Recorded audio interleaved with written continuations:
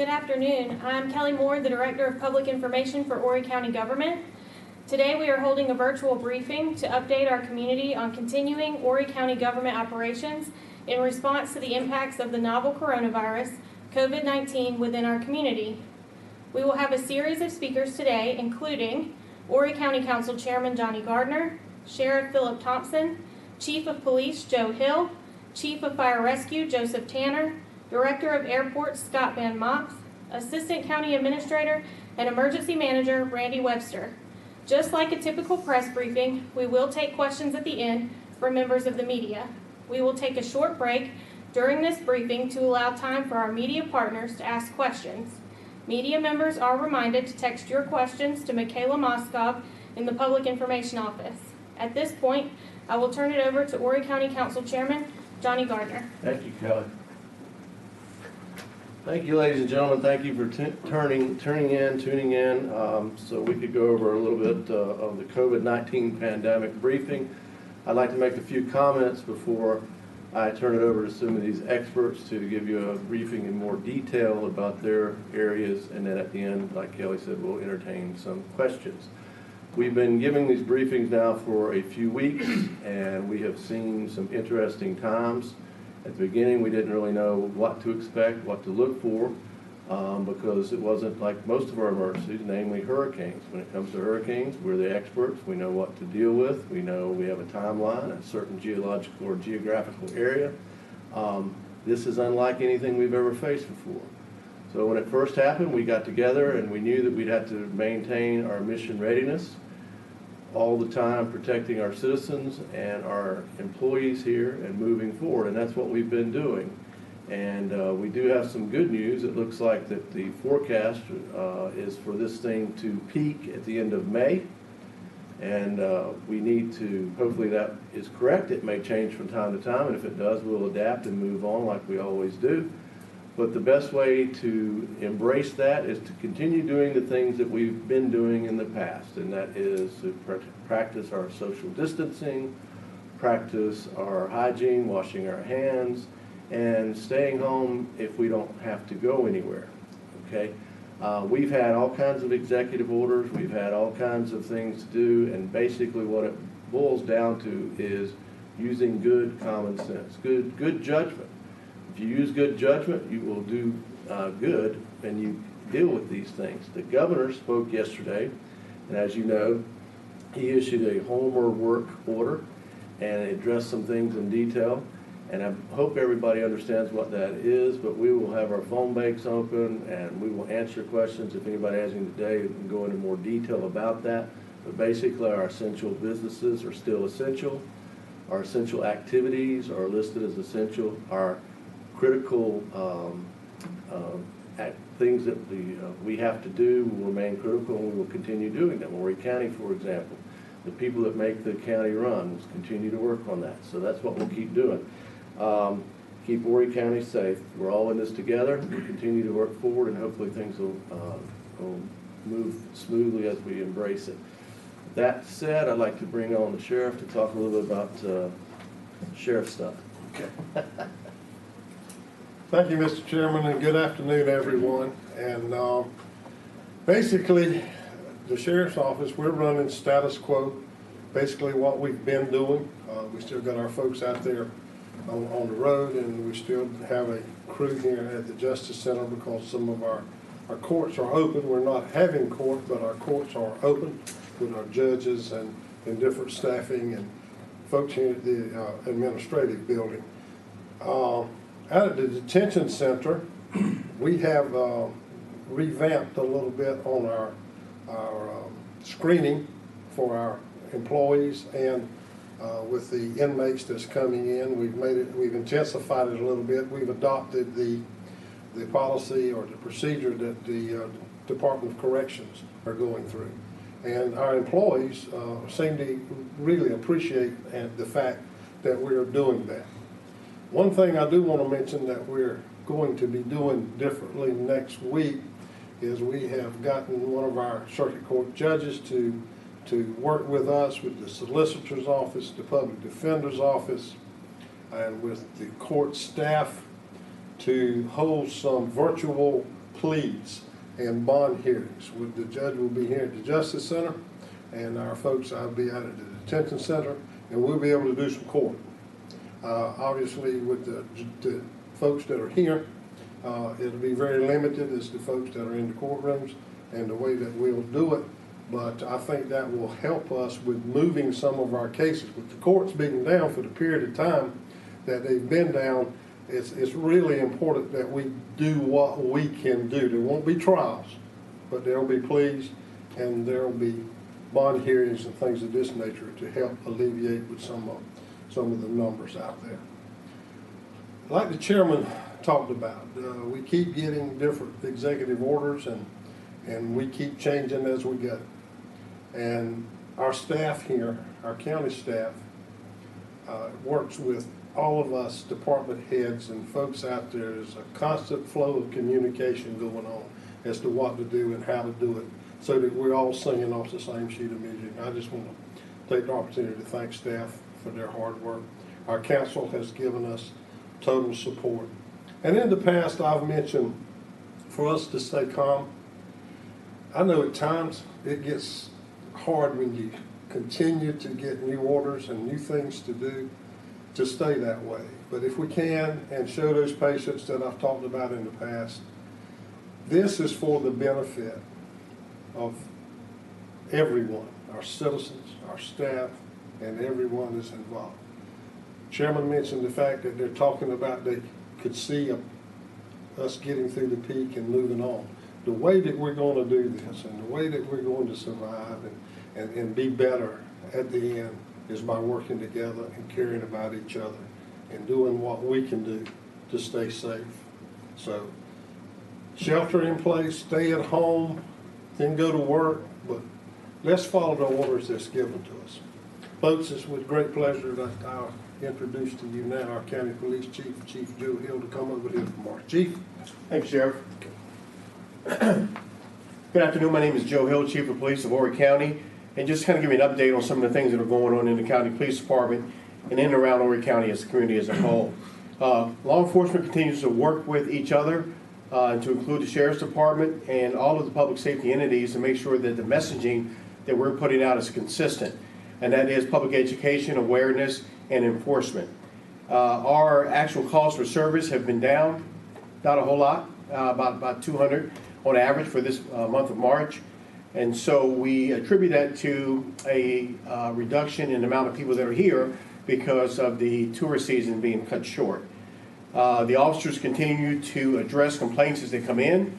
A lot of those complaints are groups that are gathering larger than the mandate of 3 or more, or 3 or less, I'm sorry, and some of the parties that we're seeing around the Grand Strand. That's one of the things that I want to impart on you as a community that's going to help us do our job to help you, is to call us when you see those parties or hear about those parties. We're following trends on social media to address those, but it's important that we have that two-way communication so we can address those issues very quickly. The last thing that I will talk about is some of the issues dealing with the beach accesses. The governor's order will allow for exercising on the beach. So if you have access to the beach, however that is, you can't use a public access, you can go on the beach, do your exercise. Remember, maintain your physical distancing, no more than 3 in your group, and get your exercise in. It's good for your mental health, it's good for your wellness, and we want to continue to do that. There is a light at the end of the tunnel, folks. That light is distant, but it's still there. So let's keep looking for it, work together, so we can make this a better place to live, work, and play. And right now, I'd like to introduce Chief Joey Tanner, Horry County Fire Rescue. Chief. Thank you, Chief Hill. Good afternoon, everyone. I'll tell you, Horry County Fire Rescue continues to respond on a daily basis. Our call volume is up about 5 to 10% for this time of year. It was last year. It's not all with the COVID-19 responses either. It's everything in general. I will tell you, we have our plans in place as this continues to move forward. If we have to adjust our staffing moving forward, our crews are out working every day. We probably transport an average of 30 to 40 people per day who meet some form of the criteria to the hospitals, which does not mean they're positive. It means they meet some form of the criteria moving forward. And if you look at the DHEC website, you will see that they have the results out now of how many people have been tested versus what the positives have come back, which shows that a great majority of those have come back as negative tests. We're in constant communication with our other departments within the county, police department, sheriff's office, communications, emergency management, and administration, and we really appreciate that. We work very closely with our hospitals, as you can imagine, communicate with them on a daily basis for bed space and those kind of things. And we also work very closely with DHEC as we continue to respond to this pandemic. Currently, our supply levels are stocked adequately. We continue to look for additional supplies should we need them, working with our procurement department and emergency management, but we're okay right now. And you do remember that last Friday we issued a burning ban in Horry County for all outdoor burning. That's still in effect, and the state followed up the next day with a statewide burning ban.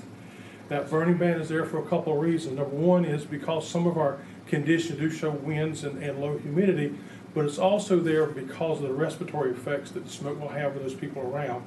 And we do know that the COVID-19 virus does affect the respiratory system fairly significantly. So please work with each other, work with us as we continue to battle this moving forward here.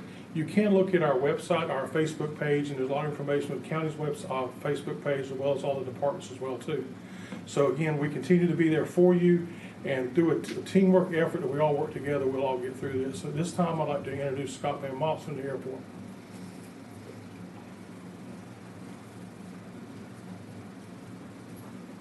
Thank you, Chief. The following is a brief update of changes since last week. Effective tonight, Spirit has canceled all flights in and out of Myrtle Beach for the month of April. Sun Country and Frontier have essentially done the same. Allegiant is scheduled to begin service on the 9th of April. We may not know the status of these flights until the night before. We had 100 passengers arrive on Saturday, which last year would have brought in 3,500 at that same time. On the general aviation side, we're averaging between 1 and 3 aircraft each day from all airports, and that's combined. To our knowledge, none of them are from any of the country's hotspots, and we also continue to see multiple daily air cargo operations. That's it. We'll now take a 2-minute break for questions to be submitted. Thank you.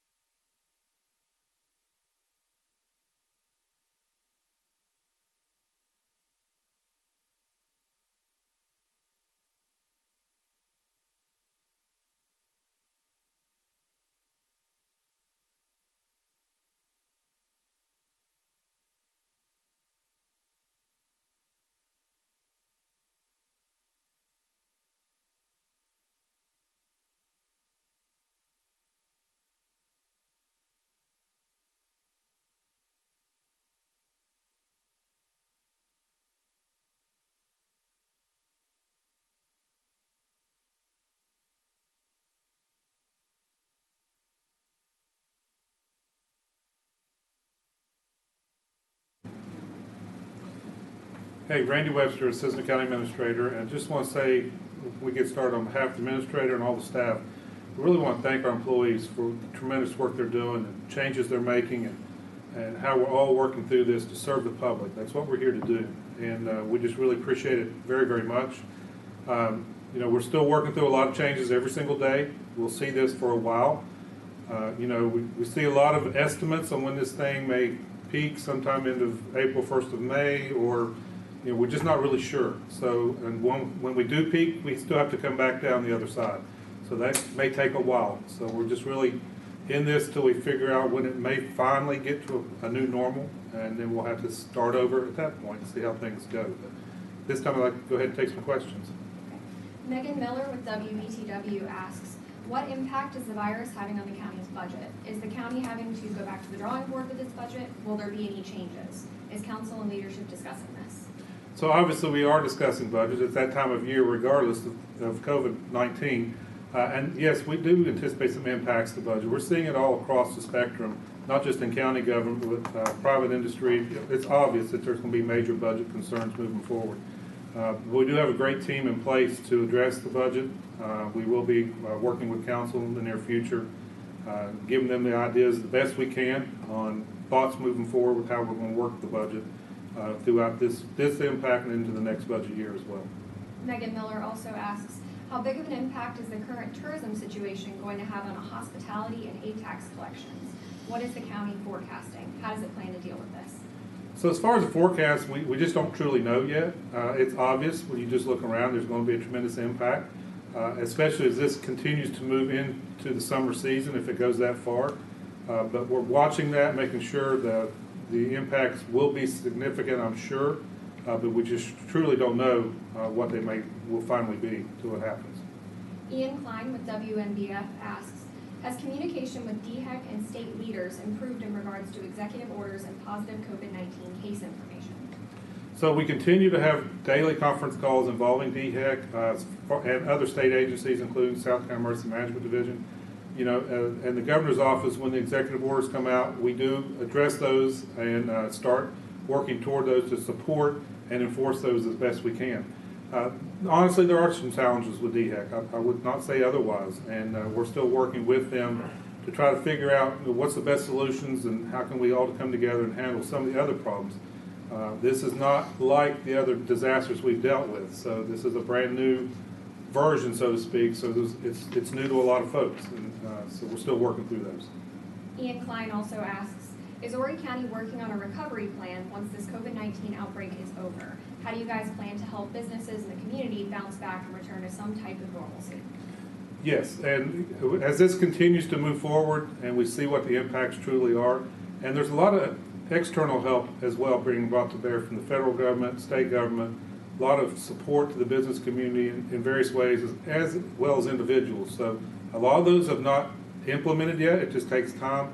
And once we see how this all shakes out, obviously we'll do our part as well. And we've already made some changes along the way at this point. So our goal is to get the community back up and running as efficiently as possible, as quickly as possible when the time comes. Matt Swartz with WBTW asks, when can we expect county council meetings and committee meetings to resume? Those are being not forecast, those are coming up in the near future. We're working through the issues like everybody else is and how we're going to conduct these meetings in the appropriate way. So just stay tuned, and those will be announced in the near future. Matt Swartz also asks, SCDOT says they will take the opportunity of less vehicles on the road to continue construction projects. Will the county do the same? Our construction projects are still ongoing, so yes, we'll take advantage of that as much as possible, although we want to keep our employees safe and taking the proper practices to ensure their safety will be paramount in doing that. The next few questions are in regards to law enforcement. Megan Miller with WBTW asks, how does HCPD plan to enforce this home or work order? Any issues deciphering the governor's order? We're looking for voluntary compliance when it comes to enforcing the governor's new order. Well, I've been in conversation with the chiefs around the region, and that's the same message that we're all putting out. As we get calls in for violations, our officers are responding to those calls, and we'll handle those calls appropriately. Ian Klein with WNBF asks, Are these executive orders tough to enforce, and what is your message to those who choose not to abide? They are tough to enforce, but we've come up with a plan to do so. For instance, the governor closed the beach accesses, boat landings, but not the beach itself, so the beaches are still open. If you have access to the beach or get permission to use a private access to the beach, you can exercise on the beach. We don't control the closing of the beaches, that is the state government. So we have to interpret these policies and these orders appropriately. The order now is to either work or home. And so at night, if you're out and about and you're not going to the store, you're not exercising, there's a good chance you're going to be stopped by law enforcement and questioned. Tyler Fleming with the Sun News asks, how will Horry County enforce the governor's home and work order in both the rural and urban areas of the county? And do the new regulations require any changes to the hours and staffing levels of public safety officers? We have not changed our staffing levels per se. We did break down some of our specialty units to put them in patrol in anticipation of absences. That has not come to fruition, thank goodness. As far as enforcing these laws in urban areas or rural areas, we're doing it on a case-by-case basis. As officers are out on patrol, they see what may be a violation of the governor's order, be prepared to be stopped and questioned by law enforcement. WPDE asks, what are the rules about riding around a neighborhood in a golf cart? If you're not exercising, going to the pharmacy, doctor's office, or to a grocery store, you're in violation of the governor's order and you're subject to be stopped by law enforcement. That's all the questions from media at this time. Thank you. We did take one from social media regarding the closure of the Hulk in Reed Gardens and maybe Horry County Parks in general. Chief, you want to get that? So in regards to closing the county parks, in particular the Hulk, where we have a lot of gatherings, this weekend we did have an issue with folks playing basketball. Basketball is a contact sport. It means you're violating the governor's order. Although that's exercising in one form, that's a violation of the order in another. So we disperse those groups. So if you are using these park facilities, which are still open, you still have to maintain that physical distancing, no more than 3 folks in your group. Anything beyond that is a violation, and officers will stop and ask questions and could possibly cite the violators.